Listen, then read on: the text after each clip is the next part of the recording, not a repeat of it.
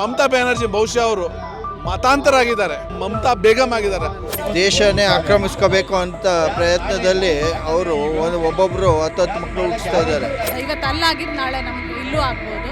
50 ಕೋಟಿ ಜನ ಏನು ಪ್ರಯಾಗ್ರಾಜ್ಗೆ ಎಂಟ್ರಿ ಮಾಡಿದ್ದೀವಿ, ಆ 50 ಕೋಟಿ ಜನ ಪಶ್ಚಿಮ ಬಂಗಾಳಕ್ಕೆ ಎಂಟ್ರಿ ಕೊಟ್ಟರೆ ನಿಮ್ಮ ಪರಿಸ್ಥಿತಿ ಏನಾಗ್ಬೋದು ಅಂತ ಸ್ವಲ್ಪ ಊಹಿಸ್ಕೊಳ್ಳಿ. ನಿಮ್ಮ ಕೈಲೇ ಸರ್ಕಾರ ನಡೆಸೋಕ್ಕಾಗಿಲ್ವಾ? ದಯವಿಟ್ಟು ರಾಜೀನಾಮೆ ಕೊಟ್ಬಿಟ್ಟು ಹೊರಗಡೆ ಹೋಗಿ.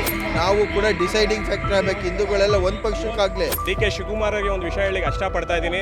ಹಿಟ್ಲರ್ ಸರ್ಕಾರ ಇವರು. ಬಾಂಗ್ಲಾದೇಶದಲ್ಲಿ ನಿರಂತರವಾಗಿ ಹಿಂದೂಗಳ ಮೇಲೆ ಹಲ್ಲೆ ಆಗ್ತಾ ಇದೆ. ಅಲ್ಲಿನ ಸರ್ಕಾರ ಹಿಂದೂಗಳ ರಕ್ಷಣೆಗೆ ಯಾವುದೇ ಕ್ರಮ ತಗೊಂತ ಇಲ್ಲ. ಏನು ಹೇಳ್ತೀರಾ?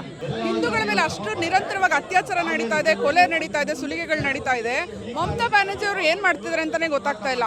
ಮಮತಾ ಬ್ಯಾನರ್ಜಿ ಅವರೇ, ದಯವಿಟ್ಟು ನಾನು ನಿಮ್ಮನ್ನು ಕೇಳ್ಕೊತಾ ಇದ್ದೀನಿ, ನಿಮ್ಮ ಕೈಲೇ ಸರ್ಕಾರ ನಡೆಸೋಕ್ಕಾಗಿಲ್ವಾ? ದಯವಿಟ್ಟು ರಾಜೀನಾಮೆ ಕೊಟ್ಬಿಟ್ಟು ಹೊರಗಡೆ ಹೋಗಿ. ಹಿಂದೂಗಳಿಗೆ ಜೀವನ ಮಾಡೋದಕ್ಕೆ ಅವಕಾಶ ಮಾಡಿಕೊಡಿ. ಈ ಮಮತಾ ಬ್ಯಾನರ್ಜಿ ಬಹುಶಃ ಅವರು ಮತಾಂತರ ಆಗಿದ್ದಾರೆ, ಮಮತಾ ಬೇಗಂ ಆಗಿದ್ದಾರೆ.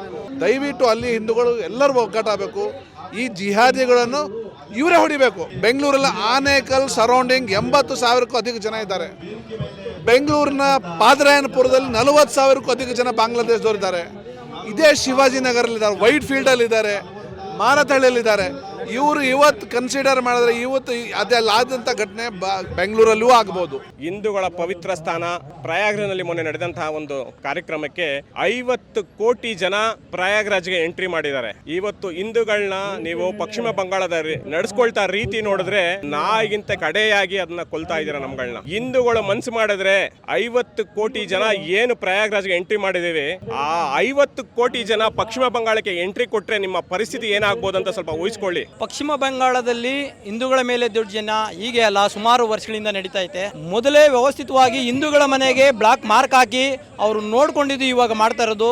ಇವತ್ತಿನ ದಿನಗಳಲ್ಲಿ ಪಶ್ಚಿಮ ಬಂಗಾಳ ಏನಾಗಿದೆಯೋ ಆ ಪರಿಸ್ಥಿತಿ ನಾಳೆ ದಿನ ಕರ್ನಾಟಕಕ್ಕೆ ಬರೋದು ದೊಡ್ಡ ವಿಚಾರ ಅಲ್ಲ. ಭಾರತ ದೇಶದ ಸರ್ಕಾರ ಬಾಂಗ್ಲಾದೇಶದಲ್ಲಿ ನಡೆಯುತ್ತಿರುವ ಹಿಂದೂಗಳ ಮೇಲೆ ದೌರ್ಜನ್ಯವನ್ನು ತೀವ್ರವಾಗಿ ಖಂಡಿಸಬೇಕು. ನನಗೊಂದು ಸಾಲು ನೆನಪಾಗ್ತಿದೆ. 3 ಸಾಗರ 100 ಮಂದಿರ, ದೈವ ಶಾಸ್ತ್ರವಿದ್ದರೆ, ಗಂಗೆ ಇದ್ದರೆ, ತುಂಗೆ ಇದ್ದರೆ, ಹೊರ ಹಿಮಾಲಯವಿದ್ದರೆ, ವೇದವಿದ್ದರೆ, ಶಾಸ್ತ್ರವಿದ್ದರೆ, ಸಂಸ್ಕೃತಿ ಪುರಾಣಗಳಿದ್ದರೆ ಏನು ಸಾರ್ಥಕ? ಮನೆಯ ಮಕ್ಕಳೇ ಮಲಗಿ ನಿದ್ರಿಸುತ್ತಿದ್ದರೆ ಅಂತ ಒಂದು ಸಾಲಿದೆ. ಭಾಳ ಜನ ಬಾಯಲ್ಲಿ ಕೇಳಿರ್ತೀರ. ಇವತ್ತು ನಾನು ಅದನ್ನು ಮತ್ತೆ ನೆನಪು ಮಾಡ್ತಾ ಇದ್ದೀನಿ.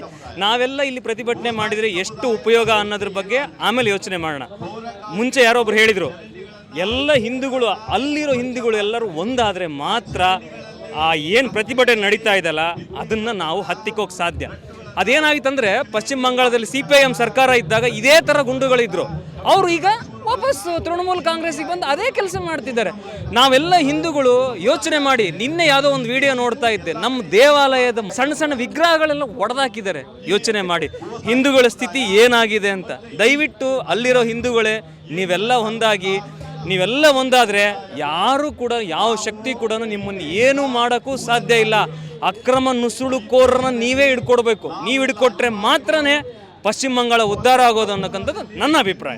ದೇಶನೇ ಆಕ್ರಮಿಸ್ಕೋಬೇಕು ಅಂತ ಪ್ರಯತ್ನದಲ್ಲಿ ಅವರು ಒಬ್ಬೊಬ್ಬರು 10 ಮಕ್ಕಳು ಹುಟ್ಟಿಸ್ತಾ ಇದ್ದಾರೆ. ಇವತ್ತು ಬಾಂಗ್ಲಾದೇಶ ಆಗಿರ್ಬೋದು, ನಾಳೆ ಕರ್ನಾಟಕ ಆಗ್ಬೋದು, ಈಗಾಗಲೇ ಕೇರಳ ಆಗ್ತಾ ಇದೆ. ಅದೇ ರೀತಿ ಒಂದೊಂದೇ ರಾಜ್ಯಗಳನ್ನ ಅಕ್ವೈರ್ ಮಾಡ್ಕೊಂಡು ಬರ್ತಾ ಇದ್ದಾರೆ. ಅವ್ರ ಉದ್ದೇಶ ಅವ್ರು ಕ್ಲಿಯರ್ ಆಗಿದ್ದಾರೆ. ಆದರೆ ನಾವು ಇವತ್ತು ಕೂಡ ಹಿಂಗೆ ಇದ್ದರೆ, ಯಾರೊಬ್ಬ ಇದ್ದು ಕಷ್ಟಪಟ್ಟು ಮನೆ ಕಟ್ತಾ ಇದ್ರೆ ಕಟ್ಲಿ ಅದು ನಮಗೆ ನೆಕ್ಸ್ಟು ನಾವೇ ಹೋಗಿ ಸೇರ್ಕೊಳ್ಳೋಣ ಅಂತ ಬರೀ ಮನೆ ಮಾತಾಯ್ತದು. ಮುಂದಿನ ರಾಜ್ಯ ಹಿಂಗೆ ಆದಾಗ ಮುಸಲ್ಮಾನರಿಗೆ ಎಷ್ಟೋ ದೇಶ ಇದೆ, ನಾವೆಲ್ಲೂ ಓಡೋಕ್ಕಾಗಲ್ಲ. ನಾವು ಇಲ್ಲೇ ಇರಬೇಕು. ನಾವು ಕೂಡ ಡಿಸೈಡಿಂಗ್ ಫ್ಯಾಕ್ಟರ್ ಆಗಬೇಕು. ಹಿಂದೂಗಳೆಲ್ಲ ಒಂದು ಪಕ್ಷಕ್ಕಾಗಲಿ ಇಡೀ ರಾಜಕೀಯದವ್ರು ನಮ್ಮಿಂದ ಇರ್ತಾರೆ. ಅದನ್ನು ಕಲಿಬೇಕು ನಾವು. ನಮಗೆ ಒಂದು ಡೌಟ್ ಬರ್ತಾ ಇದೆ, ನಾವು ಇಲ್ಲಿ ಪಾಕಿಸ್ತಾನದಲ್ಲಿ ಇದೀವೋ ಅಥವಾ ನಾವು ಹಿಂದೂಸ್ತಾನದಲ್ಲಿದ್ದೀವೋ ನಮಗೆ ಗೊತ್ತಾಗ್ತಾ ಇಲ್ಲ. ಪಶ್ಚಿಮ ಬಂಗಾಳದಲ್ಲಿ ಮುರ್ಷಿದಾಬಾದ್ನಲ್ಲಿ ನಿರಂತರವಾಗಿ ಹಿಂದೂಗಳ ಮೇಲೆ ಹಲ್ಲೆ ಮತ್ತೆ ಹತ್ಯೆ ನಡೀತಾ ಇದೆ, ದೌರ್ಜನ್ಯ ನಡೀತಾ ಇದೆ. ಯಾವುದೇ ಒಂದು ಕ್ರಮನೂ ಕೈಗೊಳ್ತಾ ಇಲ್ಲ ಮಮತಾ ಬ್ಯಾನರ್ಜಿ. ಅವ್ರದ್ದು ಓಲೈಕೆ ರಾಜಕಾರಣ. ಮೊದಲು ಅವರನ್ನ ಕಿತ್ತೆಸೆಯಬೇಕು ಮತ್ತು ಅಲ್ಲಿ ರಾಷ್ಟ್ರಪತಿ ಆಡಳಿತನ ಜಾರಿಗೆ ತರಬೇಕು ಅಂತ ಕೇಳ್ಕೊಳ್ತೀನಿ. ಹಿಂದೂಗಳ ರಕ್ಷಣೆ ಆಗಬೇಕು. ಪಶ್ಚಿಮ ಬಂಗಾಳದಲ್ಲಿ ಪ್ರೆಸಿಡೆಂಟ್ ರೂಲ್ ಬರಬೇಕು. ಹಿಂದೂ ರಾಷ್ಟ್ರ ಇದು. ನಮಗೆ ಇಲ್ಲಿ ಇರಕ್ಕೆ ಬಿಟ್ಕೊಡ್ತಿಲ್ಲ ಅಂದ್ರೆ ನಾಳೆ ಭಾರತ ಏನಾಗುತ್ತೆ? ಇವತ್ತು ಅಲ್ಲಾಗಿದ್ದು ನಾಳೆ ನಮ್ಗೆ ಇಲ್ಲೂ ಆಗ್ಬೋದು. ಕರ್ನಾಟಕದ ಉಪಮುಖ್ಯಮಂತ್ರಿಗಳು ಬಾಂಗ್ಲಾದೇಶದಲ್ಲಿ ಹಿಂದೂಗಳ ಮೇಲೆ ಹಲ್ಲೆ ಆಗ್ತಾ ಇದ್ರೆ ಬಾಂಗ್ಲಾದೇಶದ ಪ್ರಧಾನಮಂತ್ರಿಗಳು ನನ್ನ ರೋಲ್ ಮಾಡಲ್ಲ ಅಂತ ಹೇಳಿದ್ದಾರೆ. ಅವ್ರಿಗೇನು ಹೇಳ್ತೀರಾ? ಹಿಟ್ಲರ್ ಸರ್ಕಾರ ಇವರು. ಡಿ.ಕೆ. ಶಿವಕುಮಾರ್ ಅವರಿಗೆ ಒಂದು ವಿಷಯ ಹೇಳಿ ಇಷ್ಟಪಡ್ತಾ ಇದ್ದೀನಿ. ದಯವಿಟ್ಟು ನಮ್ಮ ಹಿಂದೂಗಳ ಪರವಾಗಿ ಒಂದು ದಿನ ಆದರೂ ಯೋಚನೆ ಮಾಡಿ. ಇದು ಹೀಗೆ ನೀವು ರೋಲ್ ಮಾಡಲ್ ಅಂತ ನೀವು ತಿಳ್ಕೊಂಡು ಮುಂದುವರೆದ್ರೆ ಮುಂದಿನ ದಿನಗಳ ಹಿಂದೂಗಳು ನಮ್ಮ ರೋಲ್ ಮಾಡೋದು ಏನದಂತ ನಾವು ತೋರಿಸ್ಕೊಡ್ಬೇಕಾಗುತ್ತೆ. ಹಿಂದೂಗಳು ಮನುಷ್ಯರಲ್ವಾ? ನಿಮ್ಗೆ ಯಾಕೆ ಅರ್ಥ ಆಗ್ತಿಲ್ಲ? ಜಿಹಾದಿಗಳೇ ನಿಮ್ಗೆ ಎಚ್ಚರಿಕೆ ಕೊಡ್ತಾ ಇದೀವಿ. ಹಿಂದೂಗಳಿಗೆ ಏನಾದರೂ ಮತ್ತೆ ಮತ್ತೆ ಇದೇ ರೀತಿ ಅತ್ಯಾಚಾರಗಳು ಮತ್ತೆ ಕೊಲೆ ಸುಲಿಗೆಗಳು ನಡೀತಿದ್ರೆ ನಾವು ಭಾರತ ದೇಶದಿಂದ ಮೂಲೆ ಮೂಲೆಯಲ್ಲಿರೋ ಹಿಂದೂಗಳೆಲ್ಲ ಹೋಗಿ ನಿಮ್ಮನ್ನ ಅಲ್ಲಿರೋದಕ್ಕೆ ನಾವು ಬಿಡೋದಿಲ್ಲ. ನೀವು ಯಾವ ತರ ನಡ್ಕೋತಾ ಇದ್ದೀರಾ ಅಲ್ಲಿ ಹಿಂದೂಗಳ ಬಗ್ಗೆ, ಅದೇ ರೀತಿ ನಾವು ನಿಮ್ಮ ಹತ್ರ ಅದೇ ರೀತಿ ನಡ್ಕೋಬೇಕಾಗತ್ತೆ.